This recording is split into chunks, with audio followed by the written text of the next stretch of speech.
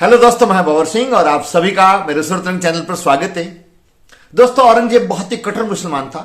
उसके शासन काल में बहुत सारे हिंदुओं का जबरदस्ती धर्म परिवर्तन करवाया गया, बहुत सारे मंदिरों को तोड़ा गया। हालांकि उससे पहले के जो मुगल बादशाह हुए और मुस्लिम आक्रांता हुए, उन्होंने भी मंदिरों को तोड़ा और धर्म परिवर्तन करवाया, लेकिन सबसे ज्यादा जो नुकसान पहुंचाया धार्मिक रूप से वो था औरंगजेब।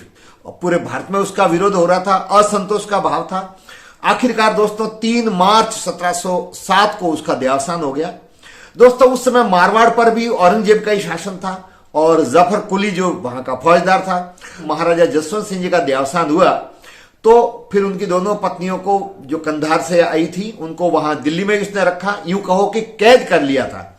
और उनके दोनों के एक एक पुत्र हुआ था, जिसका एक का तो बाल अवस्था में देहावसान हो गया, लेकिन दूसरे जिनको बाद में अजीत सिंह नाम रखा कि मारवाड़ के महाराजा बने, उनको भी वहां पर कैद करके रखा था। और वो चाहता था कि अजीत सिंह को धर्म परिवर्तन करवा के मुसलमान बना दिया जाए। उसकी नीयत की, जो औरंगजेब की नीयत में खोट थी, उसको जानते हुए दुर्गादास जी ने जो जीवन पर्यंत संघर्ष कहा, जिनके बारे में कहा गया कि घोड़े की पीठ पे ही उनका मकाम हुआ करता था, उन्होंने मुकुंददास जी खीसी ने, गोराधाय ने और जो मारवाड़ के सरदार थे उन्होंने, अब जैसे उन्होंने साहस दिखाते हुए अजीत सिंह जी को दिल्ली से वापस लाया, कालंदरी ला करके रखा। जो पूरा वीडियो अलग से मैंने बताया वो इस वीडियो का अंत में लगाऊंगा, आप देखें। लेकिन उसके बाद में अजीत सिंह जी ने औरंगजेब से संघर्ष जारी रखा, परंतु इतना आसान नहीं था औरंगजेब से जीतना, और वो छुटपुट संघर्ष चलता रहा। छोटे मोटे परगने जीतते रहे, लेकिन मारवाड़ पर उनका अधिकार नहीं हुआ। लेकिन आखिरकार दोस्तों 3 मार्च 1707 को औरंगजेब की मृत्यु हो गई। 4 मार्च 1707 को अजीत सिंह जी के पास में समाचार आया कि औरंगजेब की मृत्यु हो गई है औरंगाबाद में, जो दक्षिण भारत में महाराष्ट्र में है। तो दोस्तों अजीत सिंह जी ने उसकी पुष्टि की। ऐसा नहीं हो कि कई अफवाही हो, तो उन्होंने पुष्टि की। पुष्टि होने पर ज्ञात हुआ कि सच में औरंगजेब की मृत्यु हो गई है। उस समय दोस्तों मारवाड़ की ख्यात में लिखा है कि उस समय अजीत सिंह जी देवलावटी में, जो जसवंतपुरा उसके आसपास का देवल राजपूतों का जो क्षेत्र है, वहां पर वो थे। देवलावटी में अजीत सिंह जी पेशकशी वसूली करने के लिए गए हुए थे। बाकीदास जी अपनी ख्यात में लिखते हैं कि उस समय महाराजा अजीत सिंह जी सांचौर में पेशकशी वसूल कर रहे थे। लेकिन जो भी हो, मारवाड़ की ख्यात में और बाकीदास जी के दोनों में लिखने में ये तो समानता है कि वो जालोर जिले में थे। तो सांचौर और देवलावटी दोनों मिलते जुलते ही क्षेत्र है, पास में ही है। तो उसी क्षेत्र में थे। उनको समाचार मिला, उन्होंने पता लगवाया, पुष्टि हुई कि औरंगजेब की मृत्यु हो गई है। तब वो सीधा जोधपुर की तरफ आए। उन्होंने देखा कि अब बढ़िया मौका है। दोस्तों कहते हैं कि तो जमीन के लिए जर जोरू और जमीन के लिए लड़ना हमारा धर्म है, हमारी संस्कृति में उसको उचित माना है। तो फिर महाराजा अजीत सिंह ने जोधपुर की तरफ कूच किया, अपनी सेना को लेकर के जोधपुर के अंदर दावा बोल दिया। उस समय जोधपुर का फौजदार था जाफर कुली। जी हाँ दोस्तों, जाफर कुली था। उनमें से बहुत सारे राजपूत भी थे जो औरंगजेब की तरफ से वहां लड़ते थे। वहां जाकर के उन्होंने दावा बोला, घमासान लड़ाई हुई और उस लड़ाई के अंदर असंख्य जो औरंगजेब के सिपाही थे वो मारे गए, बाकी जान बचा करके भागे, सामान वहीं छोड़ करके भागे और पीछा करा। बहुत सारे राठौड़ों ने उनका पीछा करा, जाकर के भी बहुत से को मौत के घाट उतारा। जो हाथ में नहीं आए वो बच के निकल गए। दोस्तों बहुत से तो हिंदुओं का वेश धारण करके वहां से बच निकले।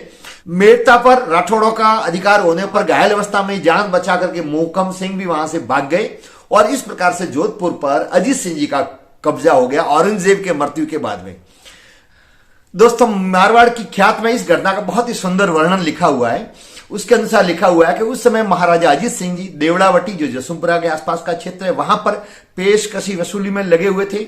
उसी दौरान जब औरंगजेब की मृत्यु हुई तो वो समाचार सबसे पहले गुजरात में जो जाफर बेग था, जिसको जाफर कुली कहा जाता है, जो जोधपुर का फौजदार बना बैठा था, उसके भाई ने उसको समाचार भेजा जाफर कुली को कि भारत के बादशाह औरंगजेब का देहावसान हो गया है और अब आपका जोधपुर में ठहरना उचित नहीं होगा, आप तत्काल वहां से चले जाओ।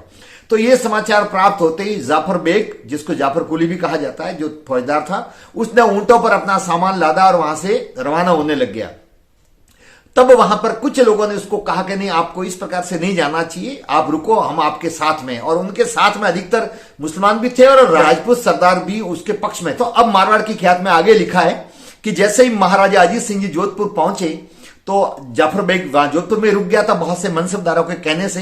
अब उसने राठौड़ किरत सिंह कुपावत और उदय भान चंपावत को भेजा महाराजा अजीत सिंह जी के पास में और उनको कहा कि आप नागौरी गेट के पास में ठहरे और बिना शाही आज्ञा के आप किले के अंदर प्रवेश नहीं कर सकते। लेकिन दोस्तों अजीत सिंह जी तो बड़े वीर थे, योद्धा थे, साहसी थे। वो ये कैसे स्वीकार कर सकते थे कि मेरी मातृभूमि में और मुझे आने से तुम रोक सको। सिंह जी ने उनको एक तरफ खदेड़ा और फिर सेना लेकर के और मेहरानगढ़ की तरफ रवाना हुए। और दोस्तों ये जब समाचार मिला तो उसके वहां पर उस किले के अंदर जो जाफर बेग था उसकी 2 बेगमें भी थी और मोहम्मद जमा जो उसका मामा था वो भी वहां पर था। वो दरवाजा बंद करके बैठे थे। तो फिर महाराजा अजीत सिंह जी और उनके सैनिकों ने उन दरवाजे को खोला और जबरदस्ती वहां से अंदर प्रवेश किए। फिर बेग की जो दोनों बीवियां थी उनको ससम्मान वापस उसके पास में भेजा। ये हमारी संस्कृति, नारी का सम्मान हमारे यहाँ सदियों से होता आया है। किले के अंदर प्रवेश किया और इस प्रकार से मेहरानगढ़ पर अजीत सिंह जी का पहली बार कब्जा हुआ। जी हां दोस्तों, ये समाचार जैसे ही मिला जोधपुर पूरे शहर में तो लोगों ने घर घर मिठाइयां बांटी, खुशियां मनाई गई, ढोल नगाड़े बजने लग गए और वहां के जो सेठ साहूकार महाजन थे उन्होंने महाराजा की अधीनता स्वीकार कर ली। शाम को दीप जलाए गए। जैसे भगवान श्री राम वनवास लौट करके आए थे उसी प्रकार से मारवाड़ के लोगों ने लंबे अंतराल के बाद में मुगलों से मुक्ति प्राप्त करके और अजीत सिंह जी के वहां आगमन पर खुशियां मनाई। पूरे जोधपुर के अंदर और मारवाड़ के अंदर घर घर में आनंद और उमंग और उत्साह मनाया गया और लोगों ने मंगल गीत गाए। पर प्रजा ने और महाजनों ने उनकी अधीनता स्वीकार की, नजराने भेंट किए। मारवाड़ की ख्यात में बताए अनुसार उनके साथ में जो लड़ाई में भाग लिया और उस समय प्रवेश किया किले में, तब उनके साथ में चंपावत हरनाथ सिंह, कोपावत पदम सिंह, जोधा भीम, खीवकरण, उदावत, जग्गाराम, हरदय नारायण, बाटी सूरजमल आदि थे। ये जो तारीख थी वो थी 19 मार्च 1707 अर्थात 3 मार्च 1707 को देहावसान हुआ औरंगजेब का और 19 मार्च 1707 को जोधपुर के मेहरानगढ़ में अजीत सिंह जी ने प्रवेश करके और मारवाड़ पर शासन स्थापित किया। दोस्तों महाराजा अजीत सिंह जी धर्म रक्षक थे। जैसे ही उन्होंने सत्ता संभाली तो उन्होंने वहां पर जितनी भी मंदिर तोड़ करके मस्जिद बनाई थी वो मस्जिदें तोड़वाई और वहां पर वापस मंदिर बनवाए। जो मस्जिदें थी उन पर अजान उन्होंने बंद करवाई और जिनको जबरदस्ती धर्म परिवर्तन करवाया था उनमें से बहुत सा को उन्होंने प्रेरित करके वापस घर वापसी भी करवाई। तो ये उस समय उन्होंने किया था। और जब फिर वापिस औरंगजेब की मृत्यु के बाद में बहादुर शाह भारत का बादशाह बना तो उसने वापिस मारवाड़ को खालसा कर दिया और उसको ये बात नागवार गुजरी कि मेरी बिना अनुमति के अजीत सिंह ने प्रवेश कैसे किया और किस प्रकार से उन्होंने मारवाड़ पर अधिकार जमा लिया और एक सेना लेकर के उसने कुछ किया। तो दोस्तों बादशाह जो था बहादुर शाह वो तो अजमेरी रुका और अपने शहजादे और सैनिकों के साथ में आदेश देकर के उनको भेजा मारवाड़ में। यहां आकर के उन्होंने बहुत सारे लूटपाट की। अजीत सिंह जी को एक बार पुनः जोधपुर मेहरानगढ़ खाली करना पड़ा, सिवाने की पहाड़ियों में उधर गए, जोधपुर वापस उनको खाली करना पड़ा। फिर बाद में जाकर के वो वहां पर पेश हुए बादशाह को। बादशाह ने उनका सम्मान भी किया, मनसब भी दिए, लेकिन मारवाड़ के कुछ परगने दे दिए, लेकिन मारवाड़ उनके लिए बहाल नहीं किया।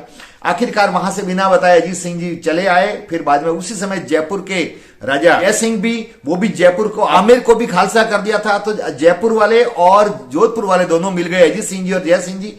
फिर वहां से वो सीधे गए मेवाड़ गए। दोस्तों उस समय मेवाड़ के महाराणा थे अमर सिंह जी, जिनको अमर सिंह द्वितीय कहा जाता है। उन्होंने उनको वहां पर आश्रय दिया। फिर बाद में बहुत लंबा इतिहास है, फिर वहां समझौता भी हुआ, उन्होंने अपने पुत्री की शादी भी उनसे की। फिर जयपुर वाले महाराजा सवाई जय सिंह और जोधपुर महाराजा अजीत सिंह जी ने फिर मौका देकर के जोधपुर पर दावा बोला, जोधपुर वापस कब्जे में किया। अजीत सिंह ने अपनी बेटी का विवाह भी सवाई जय सिंह के साथ में किया। उसके बाद में फिर वहां से सांबर गए, सांबर पर भी दोनों ने अधिकार कर लिया। दोनों ने आधी आधी जागीरी वहां बांटी, दोनों ने वहां पर थाने स्थापित किए। उसके बाद में जयपुर पर जाकर के दावा बोला और वहां से भी मुगलों की सत्ता को बेदखल करके और जयपुर पर भी सवाई जय सिंह का कब्जा किया।